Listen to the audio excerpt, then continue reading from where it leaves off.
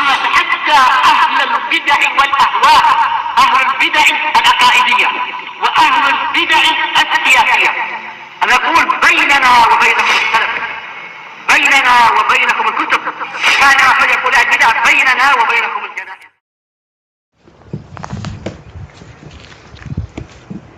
Sampai mana kita? Ya, faidah. Qala Syekh Al-Bassam rahimahullahu taala, faidah. Qassama ba'dul ulama'i al-harakata fi sholati ila arba'ati aqsam. Para ulama, sebagian ulama membedakan, membagi-bagi gerakan di dalam sholat itu menjadi 4 bagian. Hasbal istiqra' wa tatabbu', sesuai dengan penelitian dan penelusuran yang mereka lakukan min nususis syari', dari dalil-dalil sang pembawa syariat, yaitu dalil dari Rasulullah Shallallahu Alaihi Wasallam. Boleh jadi juga dalil dari Al-Quran. Al-Qismul awal, jenis yang pertama, yahrum, gerakan itu haram. Wa yubtilus sholah, dan gerakan itu akan membatalkan sholat. Wa huwal katsirul mutawali li ghairi darurah wa li ghairi maslahatis sholah, yaitu gerakan yang banyak dan terus menerus, bukan karena kondisi yang darurat dan bukan pula karena kemaslahatan sholat.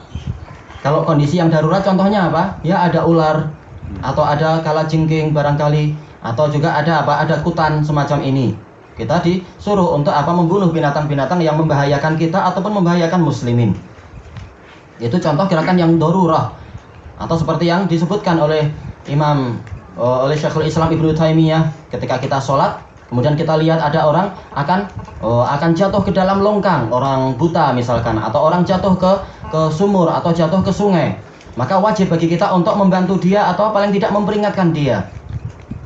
Ini kondisi yang darurat, dan ini tidak membatalkan sholat kalau masih memungkinkan, yaitu dengan gerakan yang tidak terlalu banyak dan tidak merubah kondisi dia. Kemudian kalau yang maslahat sholat contohnya apa? Yaitu mendekat kepada sutrah. Rasulullah SAW mengatakan, idza shalla ahadukum falyusolli ila sutrah wa la yudna minha. Apabila salah seorang dari kalian itu sholat, maka sholatlah menghadap ke sutrah dan hendaknya dia mendekat kepadanya. Kalau sutrahnya itu ternyata menjauh karena dia tidak paham di belakang dia ada orang sedang sholat, maka kita mendekat ke yang berikutnya, yang paling dekat. Ini adalah bagian dari lafaz Rasulullah, yudna, hendaknya dia mendekat, atau dalam lafaz yang lain wal yadni, yaitu dia mendekat. Mendekat ini jelas apa? Perlu gerakan agar menjadi sedekat apa? Ma'ruf di dalam hadis Bilal, jarak antara Rasulullah dengan sutrah adalah apa? Salah satu adru', yaitu 3 dhira'. 1 dhira' itu berapa? Yaitu dari ujung jari tengah sampai ke ujung siku. Nah, 3 kali. Nah, itu adalah jaraknya. Kalau jaraknya jauh dari sutrah, maka kita mendekat ke sutrah. Kalau terlalu jauh sekali ya memang tidak usah. Fattakullah mastata'tum, bertakwa semampunya, tetapi ini demi kemaslahatan sholat kita agar tidak diputus oleh setan atau diputus oleh kucing dan lain-lain. Ini demi kemaslahatan. Nah, banyak orang karena mereka lupa pada Allah, Allah menjadikan mereka lupa kepada kemaslahatan mereka, tidak peduli sunnah untuk mendekat kepada sutrah. Taib. Al-qismus tsani, jenis yang kedua, yukrahu fis shalah wa la yubtiluha. Dia itu makruh di dalam sholat tetapi tidak sampai membatalkannya. Wa huwa al-yasir li ghairi hajah, yaitu gerakan yang sedikit yang tidak ada keperluan. Mengusap-ngusap kepala, kalau karena gatal ini boleh, tapi kalau tidak gatal maka ini makruh karena tidak terkait dengan gerakan sholat. Tapi kalau gerakannya itu tidak yasir tapi banyak, maka ini akan membatalkan sholat kalau terus-menerus. Kecuali kalau dalam rakaat pertama, yaitu mengusap kepala 2 kali, rakaat kedua 2 kali, ketiga 3 kali, maka semacam ini tidak membatalkan sholat, tapi makruh. Karena apa? Dia tidak terus-menerus langsung apa dalam 1 rakaat mengusap sampai 10 kali misalkan. Tayyibal mimma laisa li maslahatis sholah, dari gerakan-gerakan yang tidak terkait dengan kemaslahatan sholat. Contoh kemaslahatan sholat yang lain apa? Yaitu kain pelikatnya lepas atau hampir lepas, langsung dia ikat kembali, ini boleh karena ini adalah demi kemaslahatan sholat. Ka al-absil yasir, contohnya adalah bermain-main sedikit, bisyabi wal awil badan, main-main dengan bajunya, main-main dengan badannya. yaitu apa, keluar masuk butang dan sebagainya. Ini main-main. Kalau sedikit tidak apa-apa, tapi kalau banyak maka akan membatalkan sholat. Wa nahwi dzalik, dan yang semacam itu. Li'annahu munafin lil khusyu', karena dia itu bertentangan dengan kekhusyuan. Karena Allah Ta'ala telah berfirman, wa qumu lillahi qanitin. Qanitin di sini adalah apa? Penuh dengan kekhusyuan. Bukan selama berdiri dia kunut, bukan itu, tapi al khusyu'. Al matlub, kekhusyuan yang dituntut. Wala hajata litad'u ilaih, dalam keadaan tidak ada hajat, tidak ada keperluan yang mengajak dia, menyerukan dia untuk melakukan tadi. Al qismus salis, jenis yang ketiga, al harakatul mubahah, gerakan yang diperbolehkan, diizinkan. Wahia al yasiratul lil hajah, yaitu gerakan yang sedikit karena keperluan. Wala alla hadzal qisma huwa makanan nabiyyu sallallahu alaihi wasallam yaf'aluh, dan boleh jadi jenis yang ketiga inilah yang sering dilakukan oleh Rasulullah SAW, min hamli hadhihi tiflah, yaitu membawa anak ini. Walaupun ini gerakan Rasulullah boleh jadi tidak yasir, boleh jadi agak banyak ini terkait dengan membawa anak kecil, merapikan cara duduk dia di pangkuan Rasul barangkali, atau di pundak Rasul dan sebagainya. Demikian pula siapa? Al Hasan, cucu Rasulullah. Wa tulu'ihi alal mimbar, naiknya beliau ke atas mimbar. Mimbar Rasulullah ada 3 tingkatan. Nah, naik sampai tingkatan yang ketiga ini jelas gerakan yang banyak menurut Syafi'iyah, yaitu apa? Sampai 3 gerakan atau lebih. Karena boleh jadi memang sampai apa? Lebih dari 3 gerakan.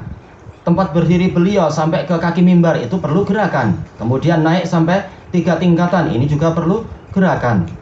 Tapi kenapa Rasulullah melakukan itu? Karena hajah. Untuk apa? Memberikan pendidikan kepada umat. Rasulullah mengatakan, innama fa'altu hadza lita'tammu bi wa ta'lamu sholati. Hanyalah aku melakukan itu agar kalian mengikuti aku dan mengetahui sholatku. Maka boleh jadi gerakannya sedikit, boleh jadi banyak, tetapi ini adalah hajah, keperluan yang bahkan terkait dengan apa? Demi kemaslahatan orang-orang yang sholat. Qal wa nuzulihi minhu halas sholah, dan juga ketika beliau turun dari mimbar ketika sholat, jelas turun sampai ke bawah kaki, yaitu ke samping kaki mimbar, itu perlu boleh jadi 3 atau 4 gerakan. Kemudian apa? Menjauh dari mimbar karena perlu tempat untuk apa? Untuk sujud. Ini perlu gerakan juga. Menunjukkan bahwasanya batasannya bukan hanya 3 gerakan, tapi sesuai keperluan. Wa fathihil baba li Aisyah, beliau membuka pintu untuk Aisyah, tapi hadisnya dhaif. Wa nahwi dzalika mimma yaf'aluhu lil hajah, dan yang semacam itu dari gerakan-gerakan yang Rasulullah lakukan karena keperluan. Wali bayanil jawaz, dan untuk menjelaskan bolehnya amalan semacam tadi. Al-qismur rabi', jenis yang keempat, al-harakatul masyru'ah, gerakan yang disyariatkan. Wahiyal lati yata'allaqu biha maslahatus sholah, dan inilah yang terkait dengan kemaslahatan sholat. Kataqaddumi lil makanil fadil, seperti maju ke tempat yang utama. Barangkali di depan ada saudara kita yang Allah takdirkan batal, sehingga dia harus berwudu lagi. Tempat kosong, kita maju ke depan. Innallaha wa malaikatahu yusalluna ila man yasilu as-sufuf. Allah dan malaikatnya itu bersolawat kepada orang yang menyambung shaf. Jangan dibiarkan shaf itu putus.